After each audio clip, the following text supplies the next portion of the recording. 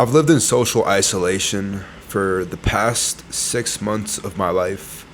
I'm 21 years old. I live in Miami, Florida, by myself in downtown. And I just want to share 10 things that I've learned because truly I believe that social isolation is one of the toughest mental challenges you can go through as a man in your 20s. And I want to make this video to maybe help one of you guys out. So, first thing I have is that you will question all of your beliefs, every single thought that crosses your head, and question what do these truly mean to you, and question even if these are your own beliefs or they've been influenced on you in a subconscious manner over the course of years through your social media algorithm, through the people around you, right? And you question whether or not even are these my own beliefs? Do I truly believe in these things, or have I been programmed by other people?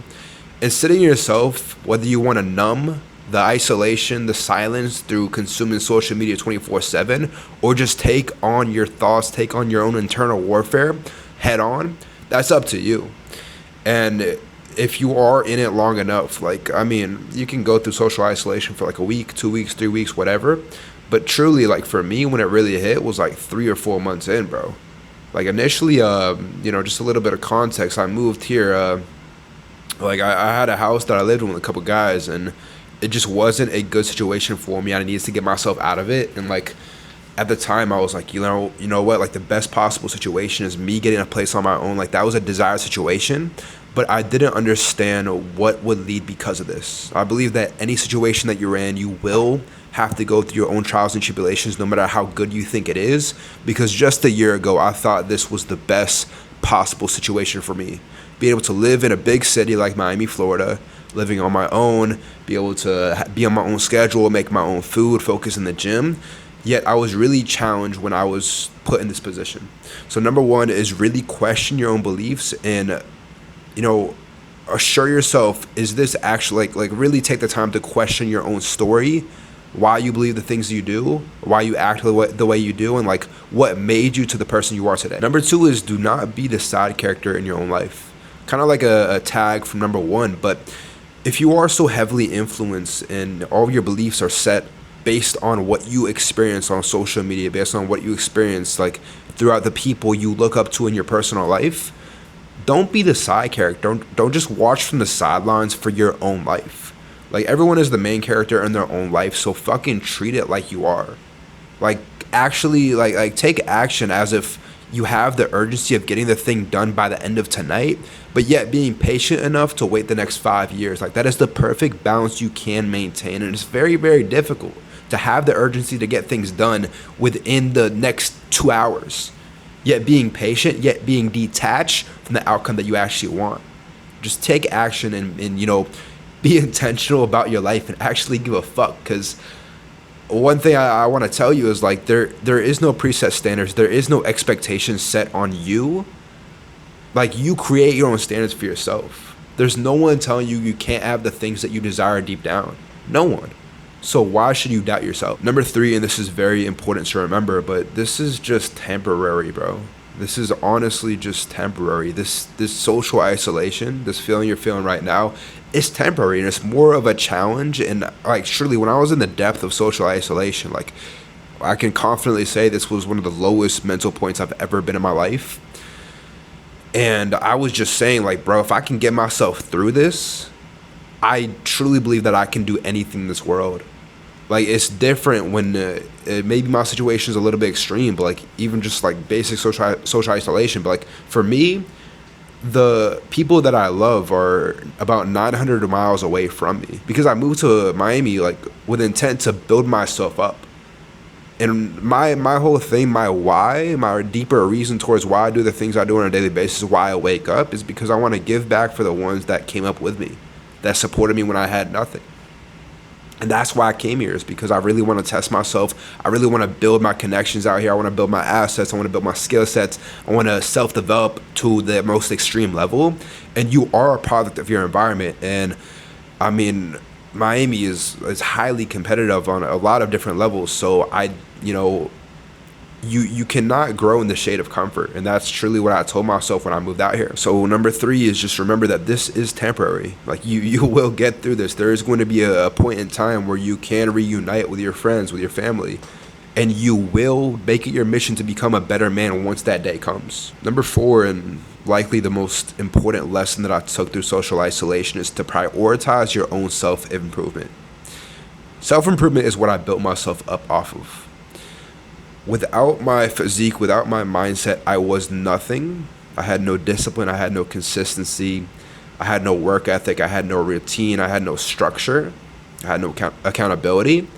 And I felt like I finally had control over my life once I was able to cut down from a skinny fat physique. I'll put up the pictures right here, but like a skinny fat physique, about 200 pounds to about 170 pounds, like 12% body fat. And I was the leanest ever.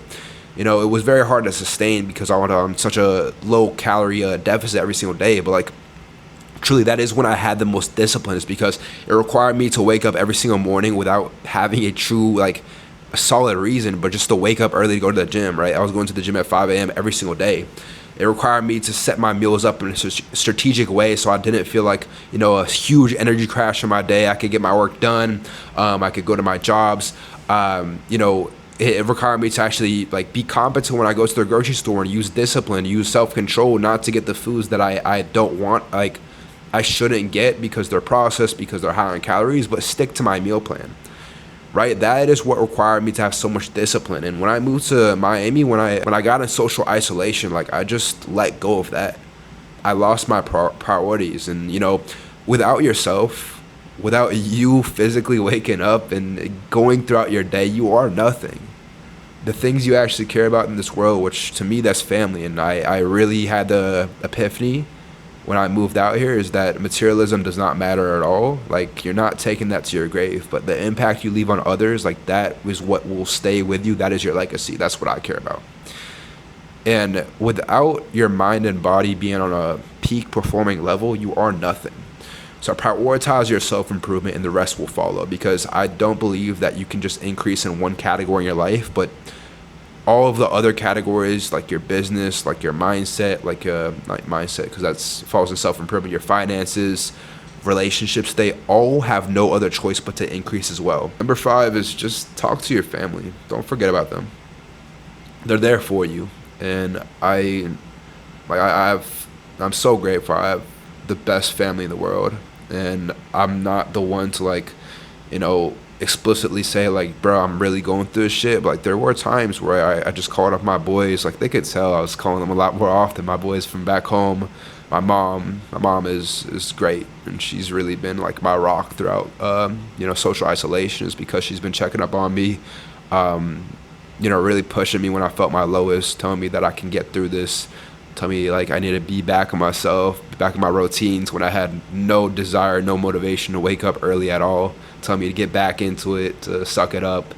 Like, your family cares for you, bro, and there's no reason you shouldn't be calling them, shouldn't be texting them. Like, they're there for you, and you never want to forget that, never let go of that. Number 6 is going for walks. You're going through some shit, when a motherfucker's depressed, when you start going for random walks throughout the day. Also good with hitting 10K steps. I've been super, super dialed in with hitting 10K steps every single day, because I've been on a cut, losing about 3 to 4 pounds so far in the past month. So I've been on a decent deficit. I'm looking to make a huge transformation in the next couple of weeks. But yeah, just going for a walk without your AirPods, maybe listen to a podcast or like some subtle music. And I really found that, there's this park right outside my apartment, and I live in the middle of the city. So like, in the midst of all the chaos, all of the energy, all of the noise, all of the construction, I can just breathe with myself and ground myself in the present moment. And that truly means a lot to me. It's just like being intentional with every single step I take, taking a breath, and just going for a walk. And remember, like, you have so much to explore in this world. You have so much to explore, and you're so grateful. You are so grateful. Number 7 is to detach from the outcome that you want. It's super counterintuitive, because every single day, like, you're telling yourself, like, if I can just overcome this thing, if I can have this in my life, then everything's going to get so much better. But It's truly not. Like you have to really learn how to attach yourself to the inputs, the things that you can do every single day to make yourself a better man, because you can control that. You cannot control the outcome. You cannot. But you can control the daily inputs you do every single day to get the outcome that you want. And just forget about the outcome, and it works in mysterious ways, but it will just show up randomly in your life and you won't even know it. Like the outcome you truly desire, if you just let go of it. Have, of course, set direction, set intention of what you want, of where you're going, like, steer your ship in the right direction, but don't focus solely on the the destination you're trying to go to, but rather, how much gas do I have left in the tank? Should I refuel soon? Right? Like, do I got to readjust my steering wheel a little bit so I can be aligned with my target? Do I got to take a detour soon, right? Do I got to brake a little bit? Maybe there's a driver ahead of me and, slowing me down a little bit, right? I truly believe that driving is such a beautiful analogy to life. Like it translates to a lot of things you go through. And I hope you can pick up a little bit of what I meant by that. Number 8 kind of tags along with number 7 as well, but just putting intention behind every single one of your actions. I know for me, like it kind of felt like the days just blended in together. Like hours turned to days turned to weeks turned to months. And I just didn't even know, like, the concept of days, bro. Like, I didn't know it was Monday, Tuesday, Wednesday, whatever. Like, it just felt like a blend of days, and everything just felt blurred together. And it wasn't until I just woke up and said, like, I'm just going to move 1% closer towards a better version of myself, my highest self, every single day. Do my standard of, daily inputs, because there is no preset standards in life. So you have to be the one to set that. You have to be the one to intentionally say, like, okay, here are the things that I do in my life. Here's what compromises my days. Because at the end of your life, like, your life is just compromised of all these days put together, and pretty much all of your days look the exact same. So if I wake up, do my routine, go to the gym, eat, do some work on a side business, I do a hobby, I train, I go to sleep. So this is what I spend my time on. Instead of saying, like, this is just something that I do, like, why do I do it? What's the direction? What's the outcome that I want? And I know what I said about outcome, but what's the direction I want to go to? Like, because you have to understand that the only asset that you and I share that is constantly depreciating is time. So if you just soullessly sleepwalk your way through all of the time you spend, like, it's meaningless and it's soulless. You're just going to keep yourself in this cycle if nothing changed. My friend told me this when I was calling him through this shit, and I'm telling him, like, bro, I don't know what to do. Like, I just feel stuck in this. And he said, nothing changes if nothing changes. Sounds kind of stupid, but nothing changes if nothing changes.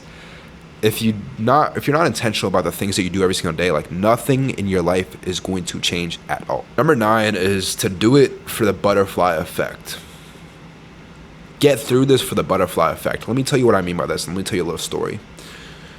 So recently, throughout social isolation, I've definitely been the one to consume a lot of social media, and I'm very intentional with the content streams that I do consume to make sure, like, the people I watch, the people I listen to, the people that influence me are aligned with the mindset that I have, and are people that have the desired result that I want, have morals that I want. And there's been one guy who has really been a good mentor figure for me, kind of like a older brother to me throughout this entire course. And I got a chance to meet up with him as of recently, and I just, like, talked to him about my situation going on, and and I told him, like, there were times where I really wanted to just, like, self-delete myself, like, I live in a high rise. I told him this. I said I live in a high rise, and there's genuinely, like, days where I just just sat on my balcony. I just cried myself to sleep, bro. Like, looking down 51 floors and just considering shit. Just wanted to, like, fucking self-delete myself. Like, those were, like, the lowest, like, worst positions to be in. One thing that he did tell me that I want to share with you is that I am so fucking, you and I are so blessed. But especially, like, my situation, I just took it for granted. I didn't set perspective, like, where I was at. Like, the old me a year ago would have killed to even see what this reality I'm living right now would be like.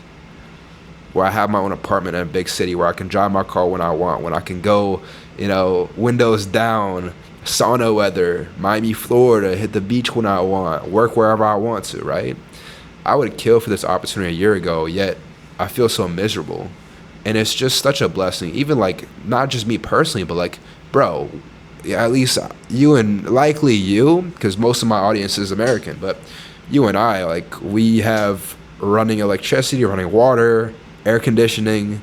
Like, we are so blessed compared to third world countries, where third world countries can't even access this video, bro.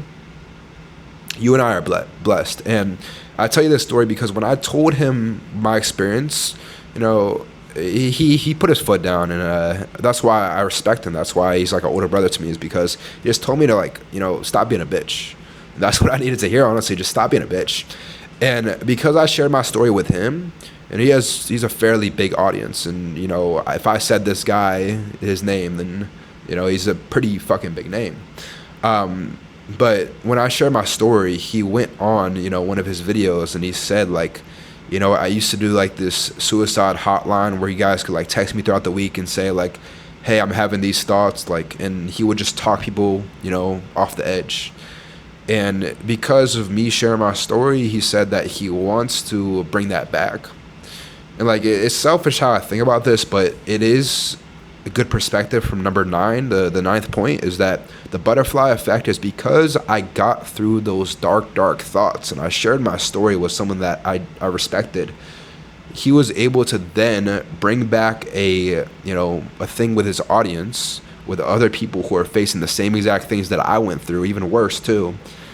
And he's able to, you know, provide that help and provide that, you know, extra support for those who really need it. And unintentionally, because I shared my story without expecting that outcome, you know, hopefully he's able to talk people off the edge, like a lot of people, you know? So it's just like the butterfly effect, is that if you do get through this, there is so many people that need to hear your story, so many people that need the best version of you, and that can only happen if you get through this right here. Number 10, and most importantly, is do not self-delete yourself. It's a hard topic for me, honestly, because like I didn't really speak up about this until like I had that conversation with my guy. It's so selfish of you.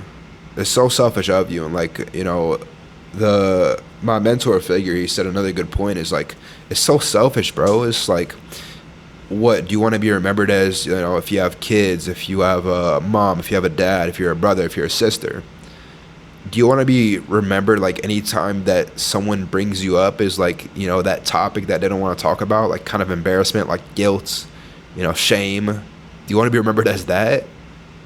It's so selfish of you to take your own life. Like, it's so selfish.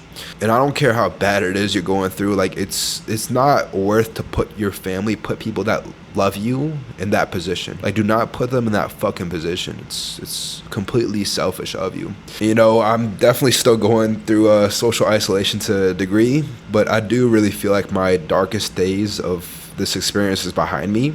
I truly see, like, you know, the light that I'm starting to get onto now. So last thing I want to leave you with after the 10 things that I shared is that we are all alone in this together. No matter how alone you feel, bro, my IG is in the description of this video. Please reach out to me. And, you know, it's not worth for you just to feel this way. Like, I'm not going to sympathize with you.